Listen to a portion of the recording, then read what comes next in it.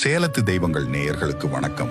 ஆடி 1 தேங்காய் சுடும் பண்டிகை சிறப்பாக சேலம் மற்றும் அதன் சுற்று வட்டார பகுதியில் கொண்டாடப்பட உள்ளது. இந்த பண்டிகை மகாபாரத கதையுடன் தொடர்புடையதாக கூறப்படுகிறது. மகாபாரத யுத்தம் ஆடி மாதம் 1ஆம் தேதி தொடங்கி 18 நாட்கள் நடைபெற்றது. இந்த போரில் தர்மம் வெல்ல வேண்டும் என்று யுத்தம் தொடங்கும் நாளான ஆடி 1ஆம் தேதி மக்கள் அனைவரும் வேண்டி அதற்காக விநாயகர் மற்றும் அவரவர் இஷ்ட தெய்வங்களுக்கு பூஜை செய்கிறார்கள்.